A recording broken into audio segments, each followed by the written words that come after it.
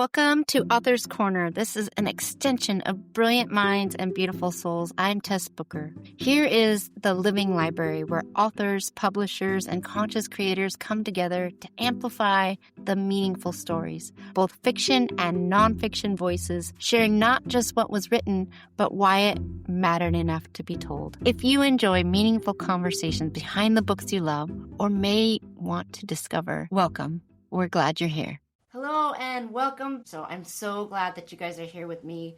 Talor, Stewart, author, a licensed architect with over 25 years of experience. I've had some really cool conversations about his book, Conscious Home Design. He's hit the #1 bestseller. It lists in 7 countries so far. He specializes in single and multi-family homes. He works with clients all over the United States. He also offers a certification program for designers and architects to learn his CHD method. This helps their clients apply the life-changing principles wherever they are. Talor, tell us where you're from, and let's just get started on this awesome conversation about your book. Great, Tess. Let's do it. Yeah, so happy to be here. It's so nice to see your lovely face and feel your warm energy. I just really appreciate you so much. So I'm in Vermont. I'm calling today from my studio in Vermont. We're actually having some snowy weather, so it's very fresh and light feeling here. My book, Conscious Home Design, yes, I published that in 2019, but it was after really 20 years of experience and practice before I was able to get the book out the door. You know, writing a book wasn't easy. I'll say that. And, the thing is I always knew that I was going to write the book because there's so much value in architecture. You know, our home really plays a massive role in shaping our future and shaping our destinies. And if we have the opportunity to take a little bit of intentionality and guidance for that, then that's going to, pay us back, with big dividends. Sort of like if you know how to shop for clothing that fits, and is good performance for the type of weather you're having, then you're going to do so much better. But if you know what I mean, and so you want the home to fit you and perform for the activity. So architecture is really, it's an esoteric profession. People don't really know the full scope of what we do. People think, well, they just draw pretty pictures and they're sort of stylists, and artists. It's such a broad field that, there's people can specialize in so many different ways. And I really wanted to focus on the science of human excellence and figure out what is it that makes us happy? What is it that makes us fulfilled? What is it that makes us expand and reach into our potential, into our possibility, and help us create the next version of ourselves, whatever that looks like, wherever we're going, whatever our hopes and dreams and goals are. And see if there's a way that architecture can intentionally support those endeavors, rather than just being, hey, it's got enough bedrooms, it's got a bathroom and a kitchen, and it's in a cool style that you like. That might not necessarily work. It will be sufficient for basic shelter, but does it really enhance you as an individual and the way your personal growth and development? It took me 20 years to consolidate that message and get it into a systematic approach where we leave no stone unturned, rooted in science, not personal preferences, so that I could get it into a core message and write the book. The book writing journey is just such an adventure, Tess. I think anyone who's written a book or is currently writing a book knows it's like a mountain that you're climbing, right? It's such a journey. I had 20 years worth of 3 a.m. wake up with a brainstorm, download, write that down. I had notes from old college papers that I had to extract out. I had things from experiences along the way, testimonials from clients, URLs to studies and things that were relevant for showing the not just the mind-body connection, but the mind-body environment connection and the data around the impact that has, the influence our environments have on us.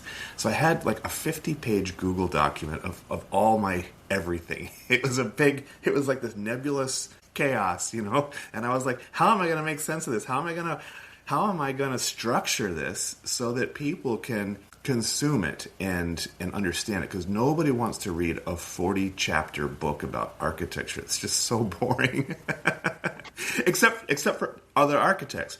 But I wasn't trying to teach, young architects specifically.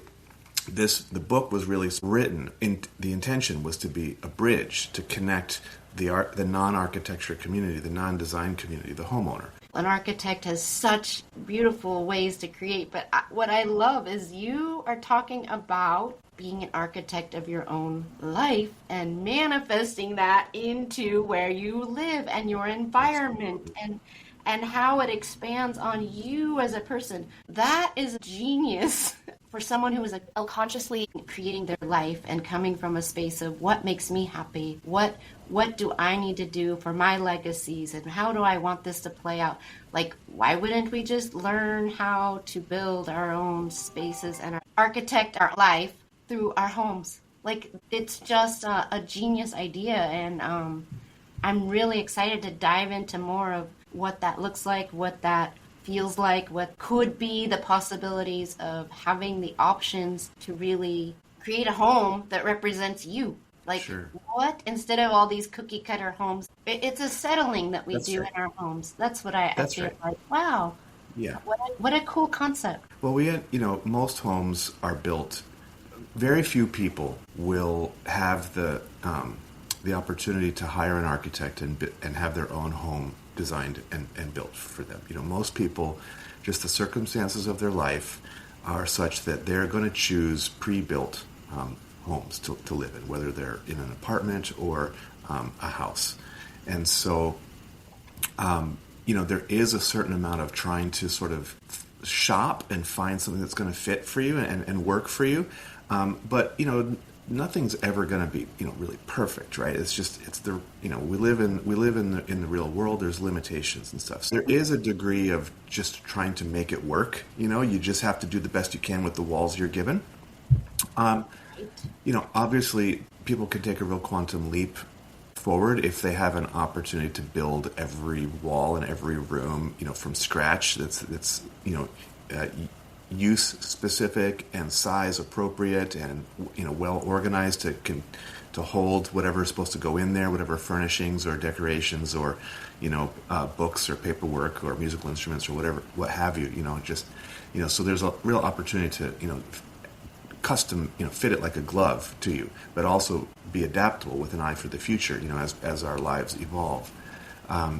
But for most people that aren't going to do that, there are still things that people can certainly do, even if you're in a rental property and you don't have any plans or ambitions to go tearing down walls or not even repaint. If it's simply just the way you arrange furnishings and decorations can play a significant role in the way you connect with the space and the way the space supports you. So that's what the book really is about. I'll share a little bit about my process. Initially, I started with this 50-page document, right? And I was like, how am I going to organize that into something, right? And so I realized that people don't need to know everything that I know. You don't want to become an architect, Tess. You just want to know that I know the important stuff so that I can serve you and deliver something that's truly going to work for you. You just need to know that I know it, right? And so, I looked at it, and originally my working title, and I had this for a year. I even registered the trademark. I spent money, and I registered the domain name too. I was really committed to this for about a year. My working title was Green Picket Fence. Living the new American dream in a custom-designed, eco-friendly home, rather than white picket fence, yeah?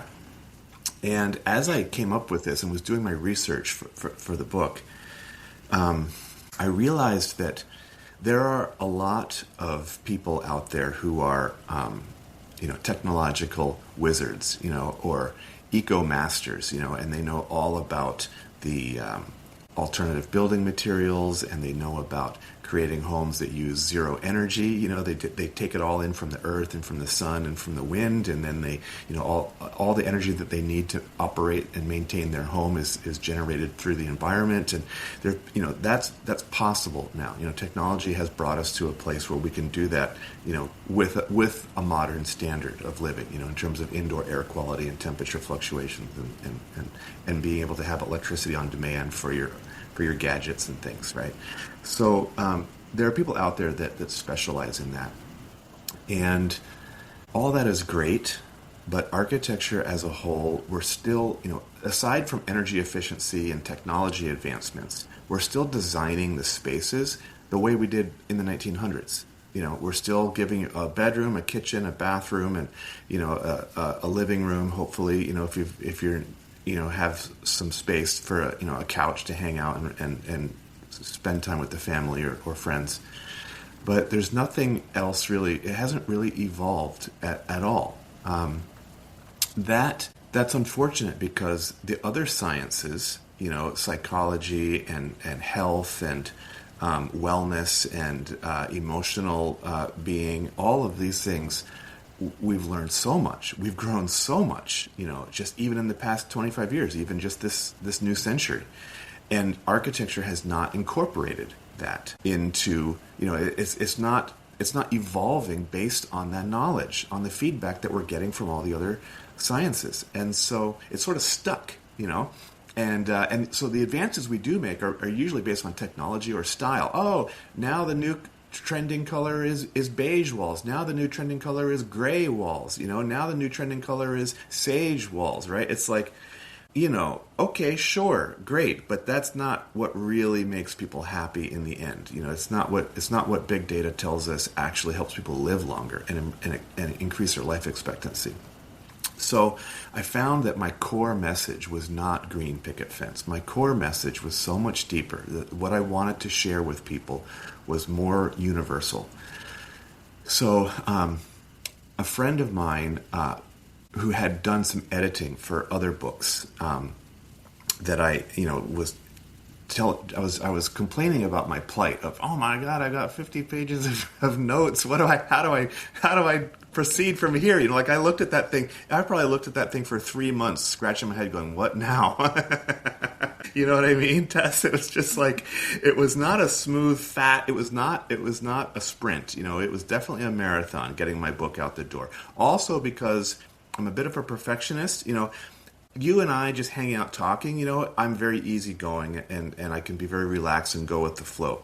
But as an architect, when I'm publishing something into the world, drawings and specifications for a client, or my book, it's got to be perfect, because you don't want the building to fall down. It has to perform, and so there's a high level of perfectionism that is assigned to it, and reputation is everything. So I was very sensitive about that. So I didn't want to put something out that I wasn't really proud of, and not just proud of, but would be proud of 20 years in the future looking back on it. I wouldn't be like, oh my God, what was I thinking? I had to really know that what I was putting into the world was truth and would stand the test of time. So she said, well, why don't you take every single idea you have and put it on a 3x5 index card, and then lay it out on the table and see if you can make a story flow out of it, see if you can make it, a logical procession. And I said, oh, that's a great idea. So that's what I did. But then I was looking at it and I was like, oh my God, 42 chapters. That's not going to work. So looking at the green picket fence option, I had to throw out all of the eco-focused things and the energy efficiency-focused things, because other people are already doing that. There's so much great content around that out there. But no one was doing this mind-body environment connection. Like even other architects that have been in practice forever, they're just not thinking that way. It's so rare. But yet it's so potent. It's so powerful. It's so impactful. It's so necessary. So I said, there it is. That's my message. And so I shifted and said, oh, conscious home design, of course, which ties back to a paper I wrote in college where I was talking about how the architecture that they were making us study and practice was unconscious. It's like, it may look cool. I see these showcase kitchens, that people that have money, think that bigger is better sometimes. Not always, but sometimes, yeah. And you see the pictures on Pinterest or on Instagram or certainly in the design magazines where someone is, oh my God, they spent $100,000 just on the appliances in that kitchen. They spent another $100,000 just on cabinets and countertops, right? The thing is a cathedral. It's a palace. It's beautiful, right? But it's 20 feet away from the refrigerator to the sink. Try to make a sandwich in a kitchen like that, right? You go to the refrigerator, you open it up, you got to load up your arms with tomatoes and lettuce and bread and mustard and slices and cheese and all these things. And it's like the chances of you dropping something on the floor on the way to the sink so you can wash off your lettuce and your tomato, is high, right? And so these kitchens, they're inefficient, and their chances of making a mess or being harder to clean is goes up significantly. The more you increase your steps, Sometimes I see, over time what's going to happen is if you're short on time in the morning or if you're tired at the end of your day, you're going to, when you go into that kitchen, it may look beautiful, but you're going to look for shortcuts. You're going to simplify the meals you're preparing. So they're going to be less nutritious. They're going to be less love and care invested into them. And so, over years, that's your health can suffer from that. Your overall nutritional soundness or robustness. Your optimum nutritional levels can start to decline in a kitchen like that. So, though it's super nice to look at and very very expensive, you've invested the most into it, and it's well designed, it's not functional, yeah? And so that's an example that I see that all the time. And so I wrote in architecture college, I said, this architecture we're doing that you're promoting here is unconscious, and it's literally shortening people's life expectancies. It's like, on the one hand, if you're compared to being homeless and being hunter-gatherer, our architecture is increasing life expectancies, right? Our sanitation, our safety, we're really, really, average life expectancy isn't 50 years old anymore. Now it's 70 or 80, depending on what country you're living in, because of these standards. Access to healthcare is certainly a large part of it, but having good shelter is a quantum leap forward for that. But we're not done evolving. We still need to take it to the next level. Like, keeping it where it is shortening people's life expectancy. If we want to start if we want to start boosting average life expectancies to 80 and 90 and 100, this is one of the supporting paths forward. One of the cornerstones of that life is having intentional home design, because we spend about half of our lives in our homes. Yeah, 42 index cards. I said, oh, this is never going to fly, and so that's when I winnowed it out and I came up with the system for conscious home design. And so now my book is just 12 chapters. It's 100 pages. You can read it in an hour. Very accessible, no jargon, just concepts that someone in the 5th grade could read and go, wow, that's kind of cool. That makes sense. And my critics of the book have actually said, duh, this is so obvious. You mean the living room is the place where you tell your stories with your families? Oh, you mean the kitchen is where you prepare food? It's like, yes, but just pause for a moment and think about what the impact that means if there's intention around it rather than mechanically just going through the motions. That's the difference, right? And it also becomes the difference between not just the intentionality of the space, but how you plan for those spaces. Yes? And so conscious home design spends time re-looking at what people say is obvious or intuitive. Yes, it is, yet still 95% of the homes built aren't following it. So if it's that obvious and that intuitive, well, until people are doing it, then I still have to raise my hand and say, hey guys, please pay attention to this. It's important. My work isn't done yet. What I love is you have shortened it down, because that is, when you read a book, they want a result with their, with what they read, and the intention of your book, and how can you make your home match more of what you want in your life and be the architect of your life through your home. That's what I'm hearing.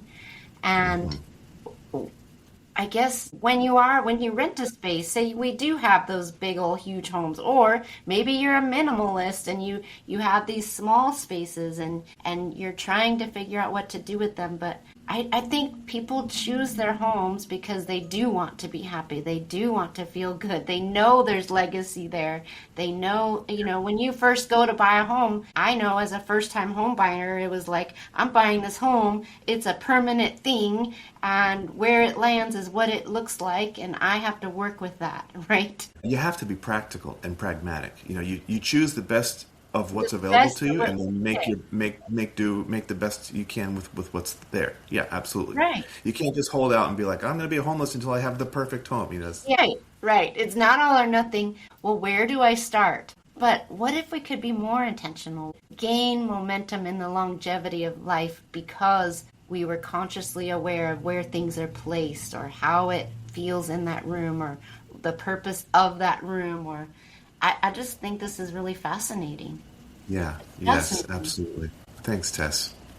So, in structuring my book, I came up with my core concepts, but I also had to make it, I wrote it, jargon free without a lot of technical stuff in there. I reference the science, I cite the data, but you don't have to have any kind of design experience. You might not know the difference between one wall and another, and you can still read the book, get the ideas, and take some of them and start applying them into your life. Even if you're just renting an apartment somewhere, you can take the ideas in the Conscious Home Design book and get value out of it. Because understanding the way your home environment influences you is an essential life skill. Just like knowing how to prepare a well-balanced meal or knowing how to dress for the weather or for the occasion, it's a survival skill. Because throughout our lives, from birth to death, we're going to spend about 50% of that time in our home. And granted, a chunk of that is sleeping, but still, even when you're sleeping, is playing an influence on you. Is it contributing to good sleep? Is it well? Does it feel safe? Are you getting rest? Is the air quality good so that when you're sleeping, you're not waking up groggy? Are you well hydrated? Does your space cultivate habits of good nutrition and hydration? So that you're not waking up like, it's hard. I wake up every morning and the first thing I do is take water. It helps me reanimate my body, and connect things. And so, having fresh air in the bedroom will help your sleep quality for sure. So, if possible, for people living in the city, it can be challenging.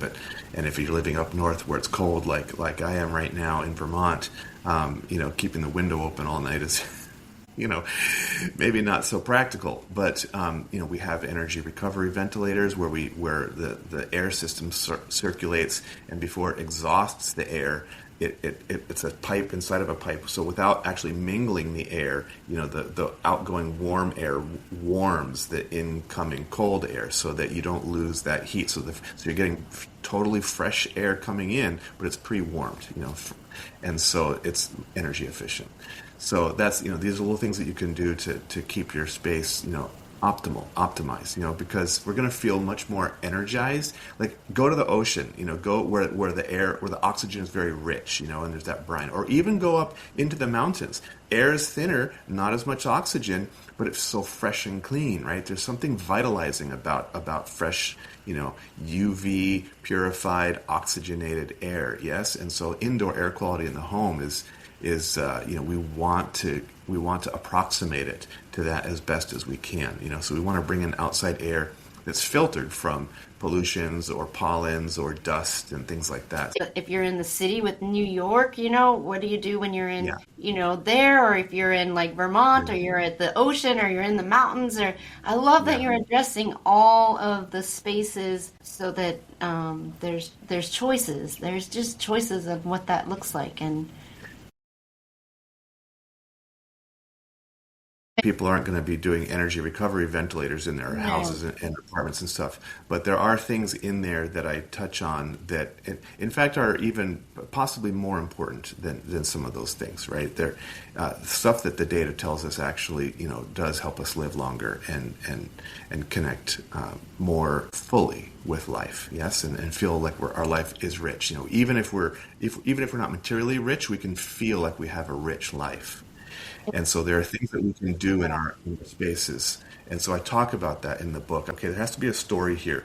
I wrote each chapter like a mini story. Each chapter was like a mini book and like a series of articles that stand alone, but all contribute to the whole and follow a natural progression and procession, follow the story arc. And so There was a lot of intentionality around the way I structured the book. People are like, oh my God, I can read it in an hour. It's only 100 pages. It's not worth anything. It's like, no. Mark Twain said, he wrote a letter to a friend and he was joking around. He said, I would have wrote you a shorter letter, but I didn't have the time.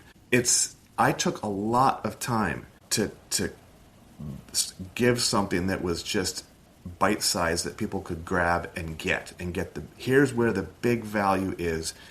Take it, please, run with this. Don't overlook it because you think it's too simple.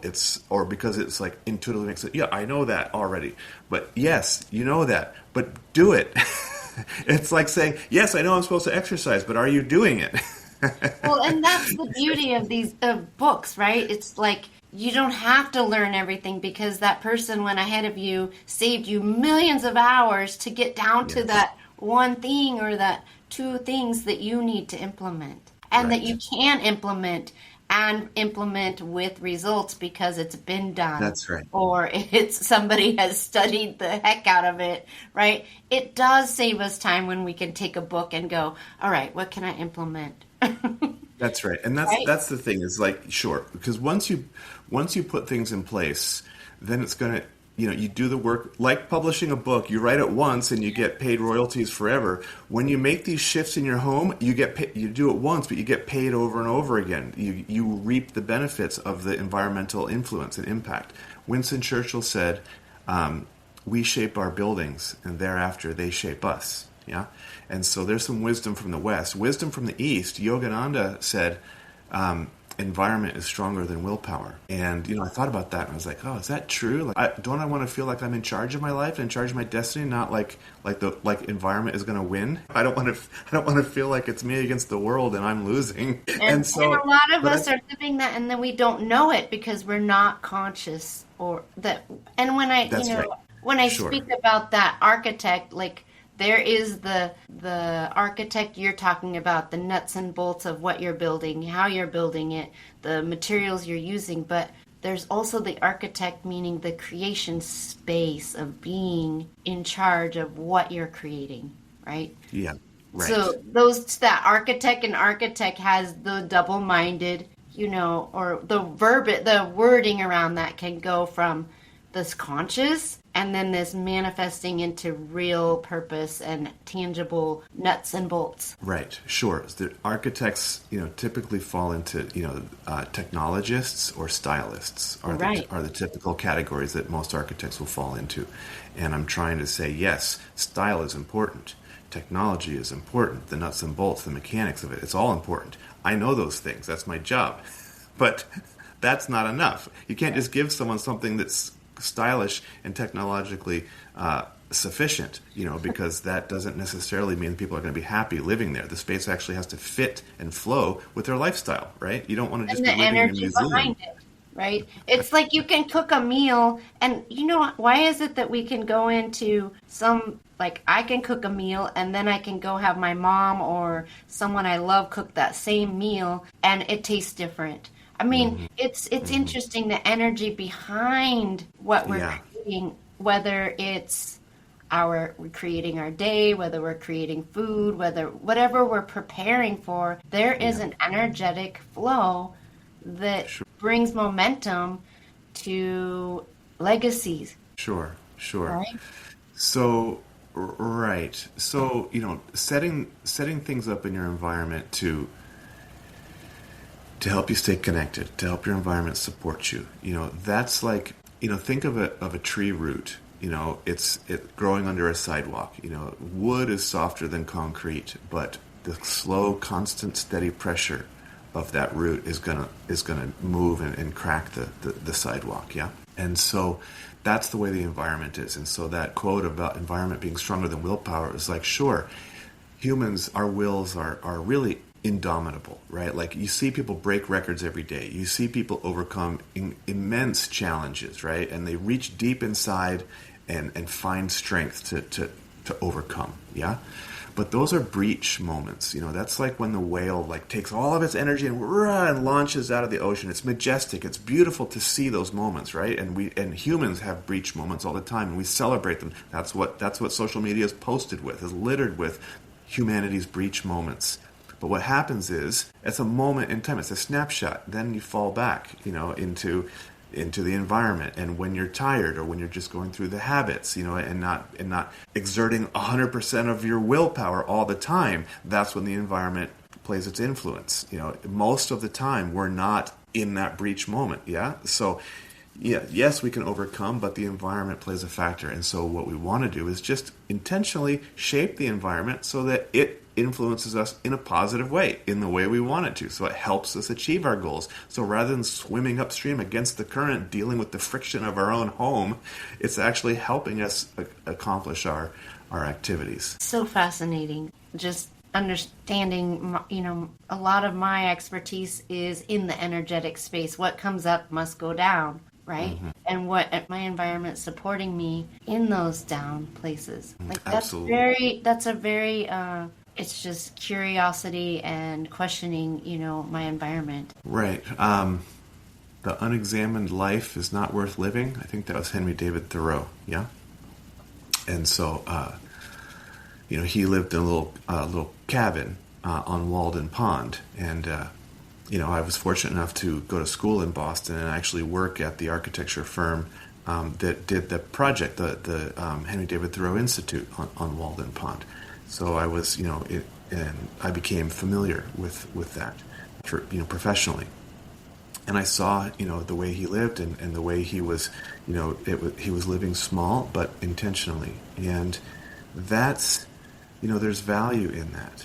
It's like, it's just, we all want to feel alive. We all want to feel like we're growing. We want to feel like we're somehow connected, but also evolving. Like we don't want things to be static. We may want stability, but we also want new. We want fresh. We want to feel like there's development. And so this is just a natural human state. And so translate that to the home and create stability, but also the opportunity for the growth opportunity, the opportunity for you to create yourself anew, the opportunity for you to feed yourself, the things that you really want to do. Abraham Maslow, the psychologist, his work really started taking off in the 1950s, and is still, has stood the test of time and is still relevant today, because he found that the human needs, the hierarchy of human needs pyramid, as it's come into common knowledge, is universally applicable. It doesn't matter if you're a man or a woman, or young or old, if you're from this culture or that culture, or this country or that country, or whatever your race or religion is. None of those things matter. These are universal human needs. And so he laid them out. And when I look at the average home, they're only meeting a few of the human needs requirements.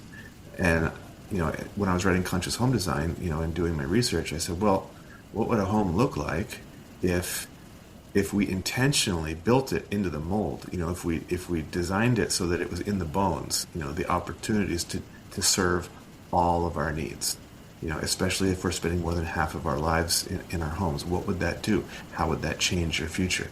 It's like the butterfly effect. The mathematician wrote, does the flapping of a butterfly's wings in Brazil eventually set off a tornado in Texas? And it's this concept that this ripple effect, that big results are dependent on sensitive initial conditions. And so, it doesn't have to be a quantum leap. You don't have to say, I'm going to build a brand new home. If you have that rare opportunity, then call me and we will, make a quantum leap for you.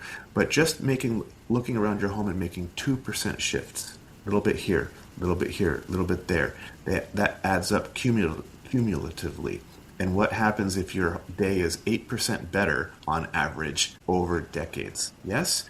That's when you start getting that dramatic butterfly effect. And so little shifts can have big impacts, especially over time.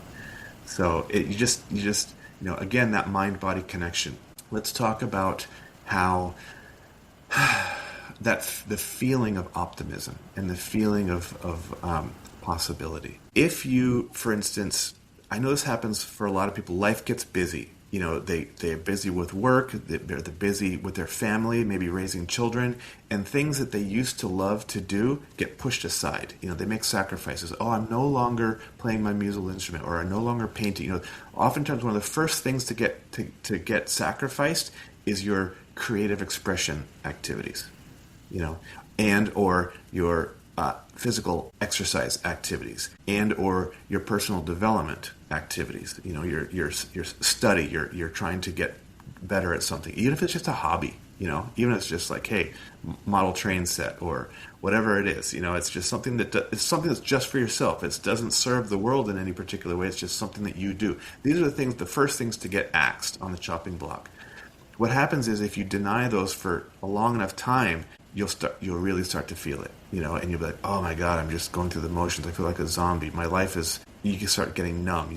You die a little bit when you don't have those things. These are because they're part of the hierarchy of human needs. We need to do them. It's not, we may say it's a luxury because, yes, compared to food and shelter, it's not as essential as those things, but you can't claim that you have a rich, well-rounded, well-balanced life if you don't have a sprinkling of those other activities mixed in the recipe, the formula of your journey, right? And it's going to look different for everyone, what balance means for them. But what we want to do is say, okay, if you love to play the cello, for example, and all you have is 5 minutes, but your cello is locked away in a closet, it's in a case, in a closet, and all you have is 5 minutes, that cello is not coming out. You're not going to get it done. But if you have dedicated a little alcove or a space where your cello can sit out, and it's just under a cloth to keep it out of the dust free or whatever. If all you have is 5 minutes, well, you can just take 2 steps over, sit down, and do a few scales or play one song. And you may be like, well, I used to play for an hour a day back when I was such and such, before I was married or whatever. And yes, maybe in the future you will have time to do an hour a day again. But in the meantime, you can do 5 minutes, and 5 minutes, every step, no matter how tiny you take in the direction of your dreams and take those activities, it sets up a positive feedback loop. And even if you didn't get your 5 minutes in today, you look over and you see that the cello is there, it sends you subconsciously a signal. It mirrors back to you. Your environment mirrors to you. You know what? The things that are valuable to me are possible. I'm able to take a step in the direction of my dreams. I have possibility. The doors are open for me. And so your environment can send signals to you that, hey, my destiny is within my grasp. I am in control of my life. Obviously, the universe is in control. Surrender is a huge part of living, right? We all know you have to surf, but surfing is 50% surrender and 50% control. You have to surrender to the power of the ocean and the wave, but you have to play your part and keep your balance and surf and get it done. And life is like that, right? So surrender, we're not talking about surrender. That's a given. But what you can control, please do, right? And so that's the art of living. And so it tells you, hey, my future is in my hands. I have the possibility. Conversely, if the walls are closing in on you and you feel like it's impossible, I can't do the things I love to do, then you start to feel hopeless and depressed. It's like, oh, life isn't working for me, right? So we want to look for the ways where we can reinforce our dreams and our goals and our hopes in little ways in our homes. Yes? I love it. And what I heard out of that is the out of sight, out of mind, right? So if it's not right in your, you have, I don't know, I shove things in my cupboard or things that I think that I'm going to use. And I tell my husband all the time, if you put that in there, I'm probably not going to use that, right? So I kind of operate in that out of sight, out of mind. It doesn't register for me if it's not right there where it's something that I can access quickly. That's can right. relate to We that. want to remove the friction points. Right? We want to remove friction so that things are right there, accessible and ready to go. Even if you don't do it, just seeing it keeps it in mind. Yeah, interesting. And so there's so many things that just ran through my mind of all those things. But what I love about this is that in your book, I guess I have this question, like, do you address the essential, those 9 essential spaces of the Maslow hierarchy in your book, and what those spaces are? No. So Okay. that's part of this, the CHD, or the Conscious Home Design methodology. Okay. Nice. Because, Tess, everyone's going to come. If, let's say, you're shopping for a new home, right? Whether you're looking for something to rent, or looking for something to buy that's on the open market, or you're looking to build something, because you have the opportunity to do that. You're going to show up with your list. Hey, I've got my list. This is all the things I want in a home, right? Right. And so the thing is, the quality of your question determines the quality of your answers and results. And if you don't know to ask some questions, you won't get those answers and you won't get those results. And so That's neurology 101, right? Right. So I'm not saying that your list is wrong. I'm saying that your list is probably right, but there's also almost assuredly some things on there, or some things missing from there, because you didn't know to ask the question. You didn't know that it was there. Mm-hmm. And so conscious home design is the system, is a formula to step by step go through and ask the right questions, so you leave no stone unturned, so that when you get something, there's no wondering, there's no question mark. Is this going to be the right one for me? How do I evaluate properties? Here's home A in the same neighborhood, same school district, same price point. Here's home B, same, but how do I know which one I should buy? It's like they're in the same neighborhood, same price point, same everything. Which one do I choose? People usually default to the one that has some sort of stylistic thing. Oh, I liked it because it had, it was painted blue, or I liked it because the furnace had just been upgraded. There was a maintenance thing or something like that. And those things are easily changeable. You can update appliances and equipment, or paint colors, right? Harder to do is shape walls and arrange space so that it flows.